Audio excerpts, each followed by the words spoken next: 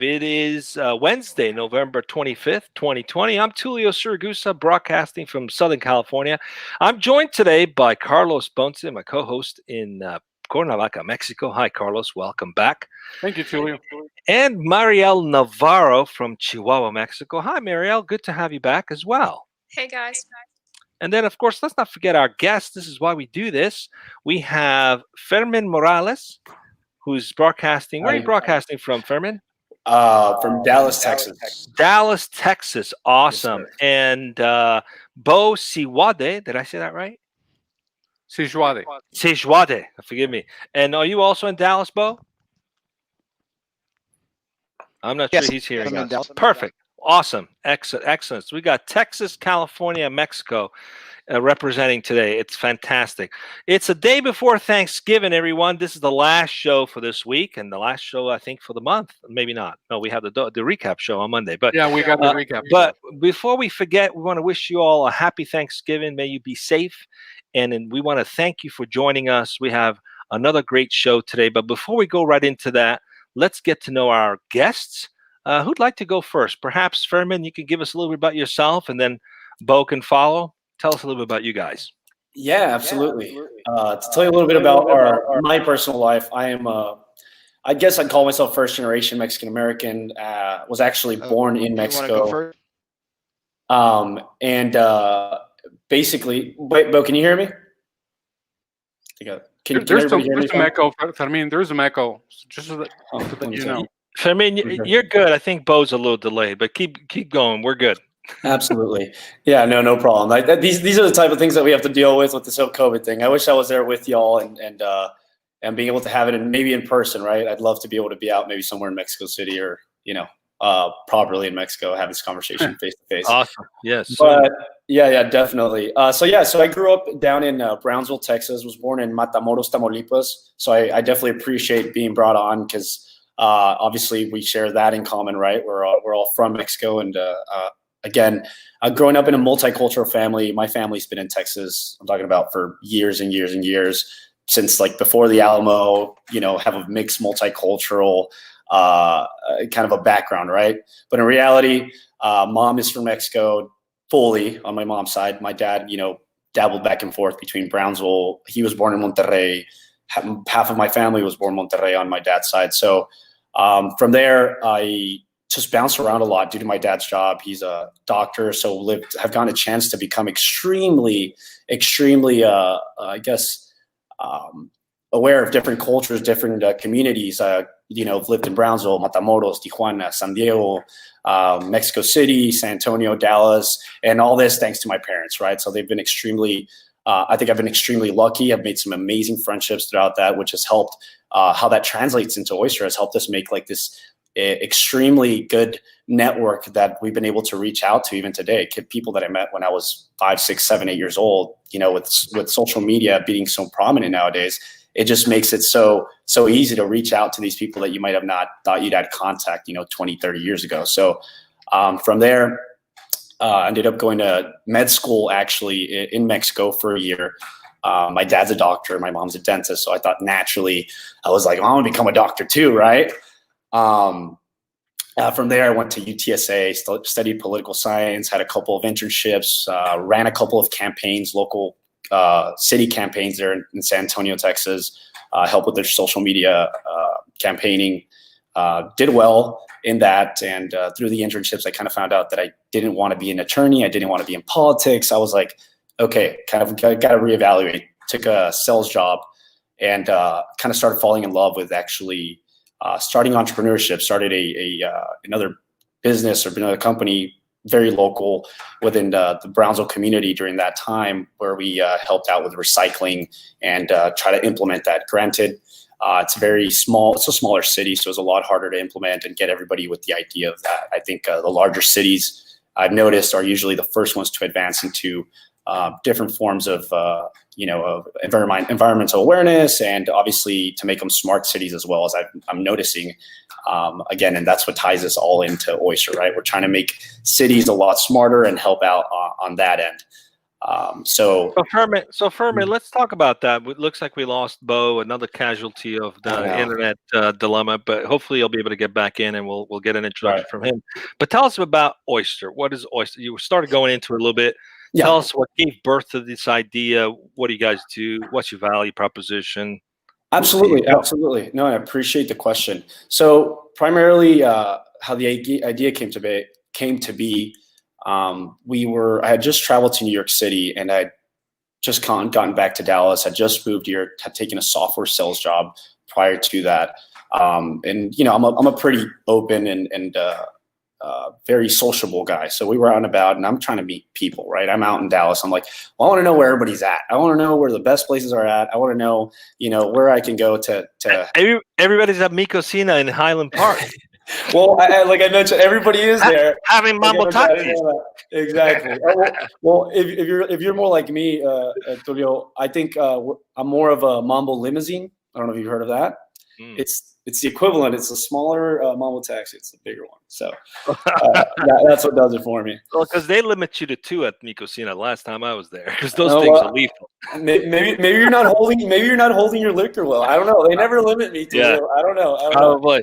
All right, let's get back on track. Yeah. Oyster, tell us a little bit. Oyster. So essentially, we thought about it. I had just gone from New York, and Bo and I started talking. We were actually with a group of friends, and I think this is a big takeaway, was that we actually started talking about it with several friends. Right, we're like, hey, it'd be a great idea if we put, I just got back from New York. The taxi cabs in New York have these screens, and I saw plays, I saw concerts through there, and I was like, there's a lot of stuff you can do during this time, while you're in the back of this, mobile, in front of this mobile advertisement. And so basically, I was like, well, why isn't that available inside Ubers? That's what's most prominent. Again, Bo and I got together, and we started developing our first, I guess it would be our MVP or our, I guess for better word, our prototype. And we started off with, oh God, if I can tell you guys, we started off with just Amazon Fire tablets. We literally got videos. Thankfully, Bo and I are salesmen at heart, and we just went at it. We went to every single business. You go to 9 times out of 10, any business here in Dallas, but any brick and mortar business here in Dallas is going to know who Oyster is. We walk around with our T-shirts, and we really did an amazing grassroots campaign that really helped us, take it to the next level. Now, our value proposition developed into us getting more complex, developing, and putting together better softwares and being able to understand, like the title implies, right? Mobility-based media. So what we're trying to do is basically represent or help advertise and kind of the Robin Hoods of the digital out-of-home industry. Anything, digital advertisements, trying to become the Robin Hoods. I think SMBs are extremely misrepresented in this segment, right? It makes up 60% of ad spend is done by your local businesses. And who do you see when you're on billboards? Who do you see when you're in the back of a taxi? You're seeing Red Bull, Starbucks, McDonald's. We know they exist. That's nothing new. Everybody knows. Nobody wants to know. You don't get to Phoenix, Arizona. You don't get to Miami and like, oh, I want to know where McDonald's is at. There's one in every corner. Who cares about where that's at? That's the reality. So we were like, this is extremely underrepresented. We want to be the guys that are going to make it, affordable for small businesses, which is not. And, billboard will cost you up to $10,000, $20,000, $30,000 just for a month. And we're like, that's just not they're not taking into consideration. And that's what we're doing. We want to be able to help out, disrupt the industry, revolutionize. And through that, we found out that a lot of people really engage with these advertisements, and they do. When people are in mobility, whether it be any type of transportation, they really are in a mindset of being able to become a consumer, right? You're driving, where are you going? You're not going to not spend money. If you're driving out somewhere, you're stopping by at a restaurant at some point. You're stopping by either to shop. You're stopping by to go see your friends, to do something. So everything is surrounded about, when you're on the move, you're spending money some way or the other. Now, it is our job as Oyster to influence people in a positive way, to be able to look out for these other local businesses that are underrepresented. Hey, this is like you said, Mikosina is a spot, right? Mikosina is a spot. Go get yourself a Mambo taxi, because that's what everyone gets. And that's what we want to put in front of people. We want people to understand and feel like they're not being bothered. Nobody gets bothered by valuable information. You get bothered by invaluable information. We think Oyster brings that to the table, and again, in a very underrepresented segment of the digital out-of-home industry. Nice. Bo, it's good that you're back. Tell us a little bit about yourself. We thought we missed you there, Yeah, Bo. you know, I'm like, where did he go? No. I'm like, what is going on? And how you tied into this whole thing. What can I say? Technical difficulties with machines, but you know, we learn a lot. You know, as people that own a lot of screens, we know about that. So yeah, glad to be here. Bo Sijuade, co-founder, CEO at Oyster. A little bit about myself: first generation Nigerian American, tech entrepreneur, 24 years old. Live here in Dallas. Have lived here for about 13 years. Prior to that, Las Vegas, and born in Baltimore. So excited to be on the show with you guys and tell you about all the awesome stuff that Fermin and I are cultivating here in Dallas. Welcome to the show. So we have a topic for today. There's a specific theme that you guys want to cover. Maybe we could introduce that. Carlos, you want to introduce the show? The topic? Absolutely. Yeah, absolutely. Today, Tulio. Yeah. Well, first of all, thanks to our guests for being with us. And today we're going to be speaking about mobility-based media, capturing audiences on the go. So we're going to be discussing, or we're going to be trying to understand how consumers engage with close proximity media. I look forward to learning what that is, and advertising through mobility. So that's the topic that our guests chose for today. First question for Fermin and Bo: why did you choose this particular topic? Why did you feel that it might be relevant for the world out there? I'll let Bo take it because I did speak a little bit more on it. So Bo, Great, go, Bo. Yeah, absolutely. So we chose this topic because we're excited to, explain the value proposition of Oyster, and we think through COVID-19 and how it shifted not only just digital out of home, our industry, but the entire landscape of media advertising and how brands are spending money on advertisement. We think the future will be targeting consumers on the go through close proximity. And so I'm not sure if Fermin explained earlier, but what we do at Oyster is we outfit rideshare vehicles, taxis with screens that display geofence media to passengers to influence them where to go based on street level location of their trip. And so we think it's a very exciting topic. We think it's the future. If you're in a urban city in the United States, you're probably seeing a lot of screens and holograms and taxis and rideshares with digital signage on top of it already. And so, yeah, we're just excited to be here and talk about that. So just to clarify, close proximity, we're talking about screens inside of a ride, a taxi, whether it's Uber, Lyft, it doesn't matter. It's a taxi, right? Screens on my shopping cart. Is that considered a close proximity screen as well? Yeah, there's so many variances of digital signages out there. That's one. You may. I'm not sure if you're referring to the new Amazon shopping experience, or if you're. Is that what you're referring to, or? Right. I mean, there's some shopping carts that have just a fixed billboard right by the handle, but some are outfitting them with digital displays now. Yeah. So that's just to clarify what close proximity devices we're talking about. Things that are not necessarily your phone or a tablet, but they are within your preview view, right in front of you, whether it's on a taxi or a shopping cart or what have you. Correct? Right, and to redefine it a little bit, when we think of close proximity media, we think of it in the sense of I'm a brand, I'm an advertiser, I want to target my target consumer segment when they're outside of their home, but I also want to target them when they're in close proximity to my physical location. Okay. So it's not about where the screen is. It's about local. Got it. That's why I wanted to clarify, because I think, meaning any device in front of me. So meaning businesses close by to where I'm seeing it on my device. Yes. Got it. And how do you guys do that? You use like geofencing? Is there any technology you've adopted to be effective with that? Yeah, I'll go ahead, Bo. Yeah, so we've adopted some sort of geofencing and some other proprietary values on our end that obviously, as we grow larger, right, we try to to mitigate and keep it in house, our strategies and how we're really targeting outside is really try to keep it in house, right? Did I lose you all? No, we're good. We're Oh, here. okay. So let's just play this out, right? Mhm. You go after local businesses Mhm. in a particular area. Let's call it Dallas Fort Worth. Let's just narrow it down to an area, or Highland Park, Dallas, doesn't matter. You go to those businesses and say, hey, look, we'd like to showcase you to consumers that are close by to you so that we can let them be aware of perhaps there's a sale going on or a special or what have you. And so you create a database or a network of these advertisers, let's call them advertisers.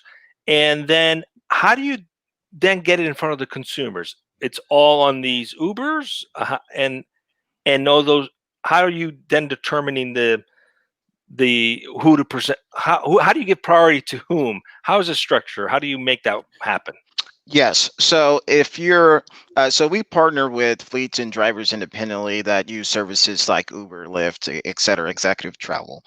So we put these screens, one of these, in the back seat, in the headrest, and it will display media. And that media is conditioned to play based on the time of day, based on the GPS location of the screen in the vehicle, right? And so all of these condition factor into what that passenger is ultimately going to see. Of course, we can see, where people are going, and we can cater ads based on, where we educated guests as far as where we think the route's going to go. So a lot of people, right, they like to go to hospitality-based places, restaurants, bars, events, etc. Is there any other segmentation done? Like you just mentioned that it's like geolocation that gives you the advertisement. Is there any other segmentation, maybe such as like age, gender, interest? I don't know. Maybe because you have access. I'm not sure if you guys have access to the person's profile on Uber. I'm not sure if you can see the age or something, or how do you handle that? Yeah, so we use computer vision, and essentially we can determine roughly, and this is all within compliance, but we can determine roughly, what gender someone might be within a certain accuracy level. We can determine how long people are paying attention to ads and other valuable metrics that advertisers would want to see to measure how effective their campaign is in total. That's great. And is this interactive or just like plain advertisement? Like we have different forms of interactivity that we've been able to place, like SMS, like text messaging, you sending promo codes through that, QR codes, and a variety of HTML5s. Granted, through COVID, we've tried to be extremely, extremely careful with the HTMLs and actually adding interactivity where they touch. So we're trying to keep away from that in the meanwhile. Obviously, we're a couple of days from the vaccine, so it seems here in the US, right? So hopefully once that rolls out, we'll be able to add that and add way more value to our advertisers again and to our clients. I got a quick question. I like your, how can I say this, your motto or your slogan about building smart cities. So in that context, what do you mean exactly by building smart cities? I'm just curious. And then I have another question, but I'd like to address this one first. What do you mean exactly by building smart cities? For those who might be watching and might not have a clue.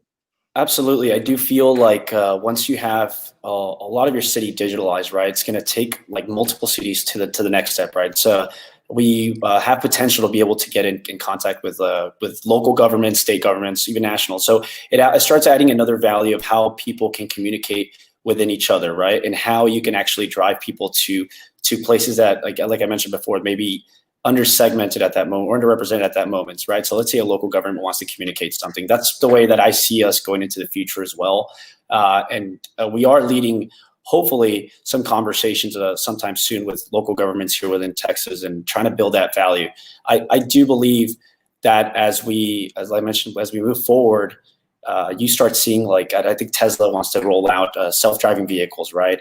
We start rolling out digital advertisement to try to understand people a lot better. I think that data can be shared with local governments. That data that we start gathering can be shared in a very positive light, not a negative light. It's more about consumerism, right? Maybe for local businesses to start placing business. Hey, this is a great place to put pizza place, right? The closest pizza place to this area is this far away. We do see a lot of people, interacting with our pizza advertisement within this, local street. So then we can start helping consumerism, helping cities be built in a much, much smarter capacity than they have been before.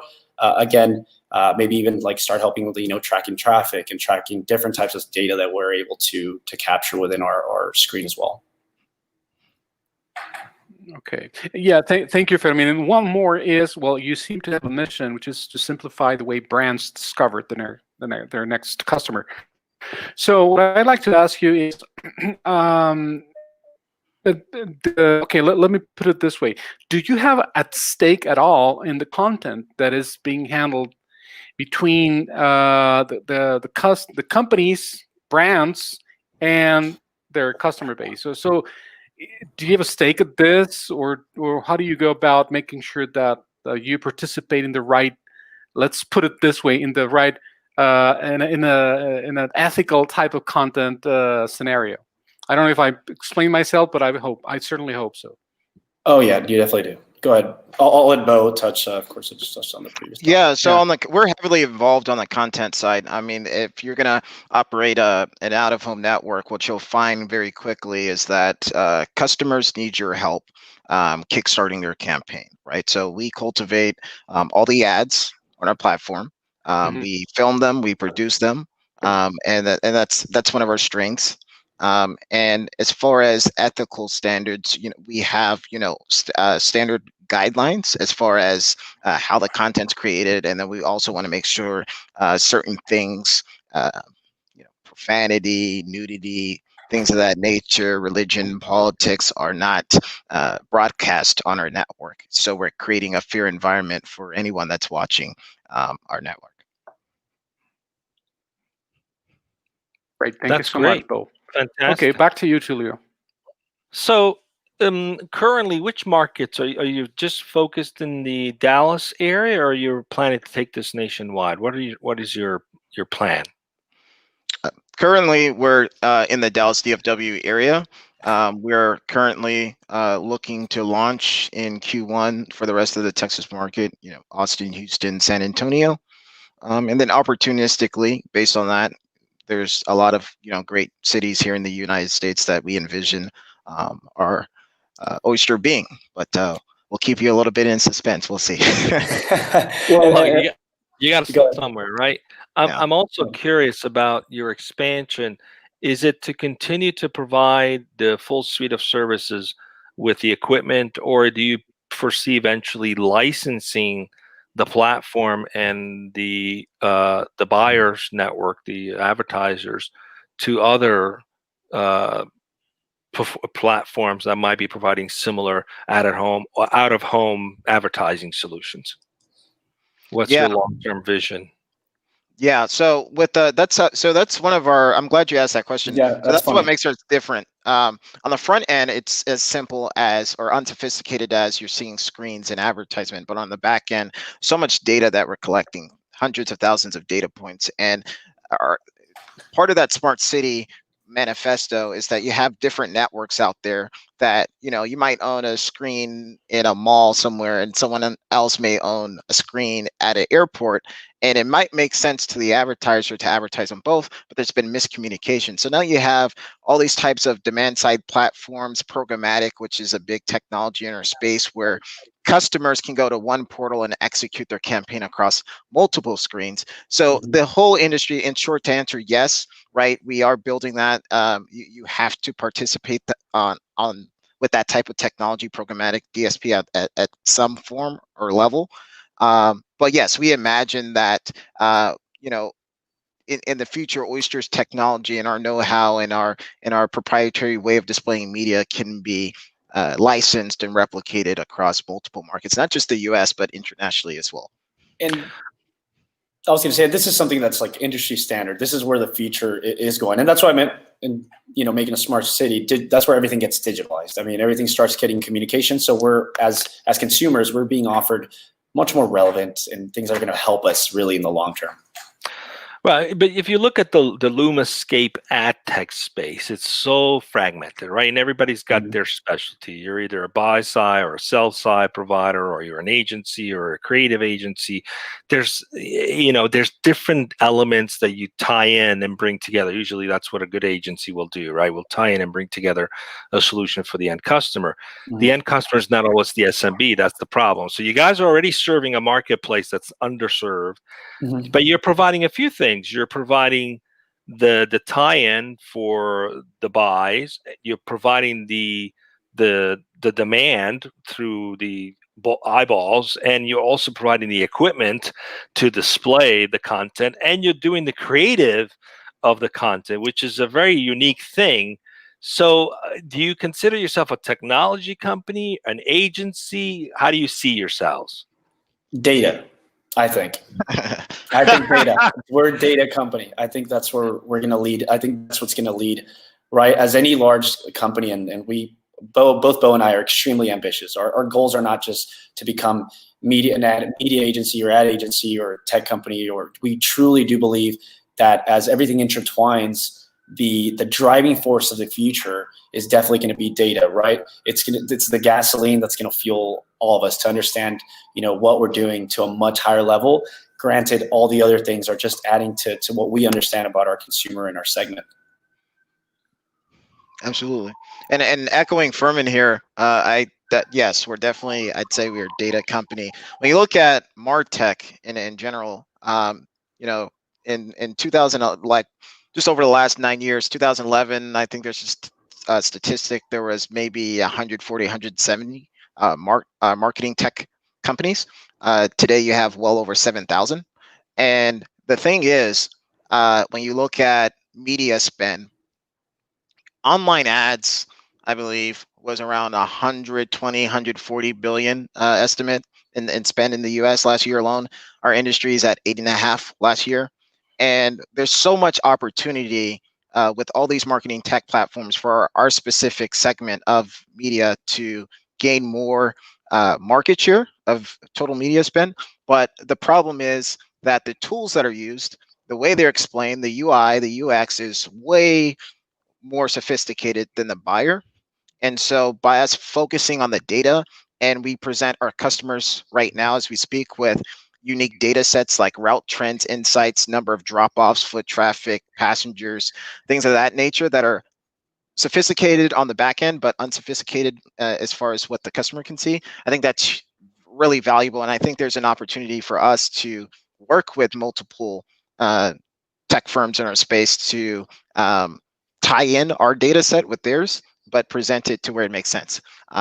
So the customer doesn't have to spend a month learning a new portal or platform. They can just simply spend money on a campaign and see results.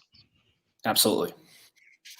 Well, it's like you guys have been very busy building this out. So congratulations to you. I know you're very focused in the Dallas-Fort Worth area, but it's always good sometimes to have a very centralized area to start, own it, build it out, learn from it, and then expand in a smart way. What's the journey been like? We're up on time. What's the journey been like for you guys as entrepreneurs building this? What have you learned about yourself in this process? I've learned that, I think I can speak for both of us here because I'm obviously Bo and I say Bo and I are like a marriage, I think, at this point. Honestly, he knows everything about me. He knows where I'm at all the time. He knows, what time I'm having lunch, what time I'm about to hop in the shower. He knows everything at this point, which is funny. So I've learned that, entrepreneurship is like a marriage. I think it does take a lot of communication to make it work. I've learned that I think Bo and I are extremely resilient. Going through COVID, building it out in one of the worst economic crises of, history, really modern history, has definitely made us want to pull our hair out a lot. But there's some days where you wake up and it's like you want to cry.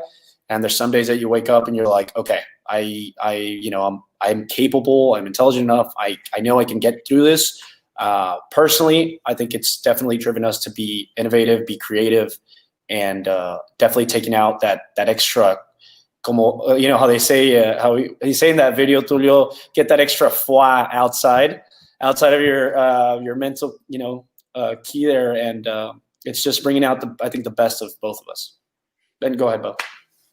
Yeah, I would say, as in, it's funny because this Oyster kind of snowfalled, or avalanched into what it is today. And it's definitely encouraging that what Fermin and I do inspires and motivates our peer group so much. We definitely get that. It's definitely something that if you're going to do it, you have to be fully committed to it. There's definitely points where you want to give up, or you're entering you're first to market like us. So it's people are like, what, you want to do what with screens? And you have to stay focused and motivated. And COVID-19 created I guess, climate for us where what was already going to be difficult with or without, a cinematic year, even more difficult. But it just forces you in a corner where you're either going to continue and thrive or give up. And we chose to continuing and going, and we're doing great. Well, it's been great to have you both. Congratulations on all your continued success.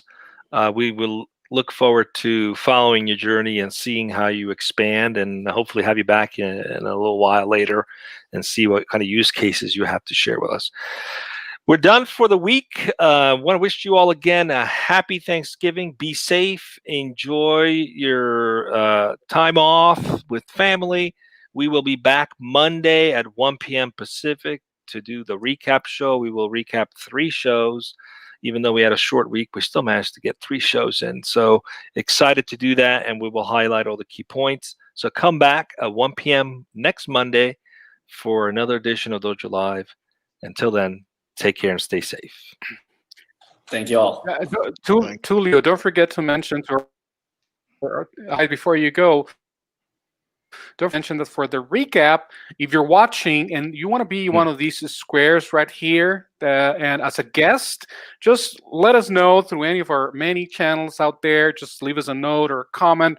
We'll get back to you right away. Or you can simply go to the DojoLIVE website and send us a note or something, and then we'll make it happen, because we want you, the viewer, as a guest right here on the show, on the recap show on Mondays. That's all I wanted to add. So thank you so much. Thanks to our guests for being here with us today.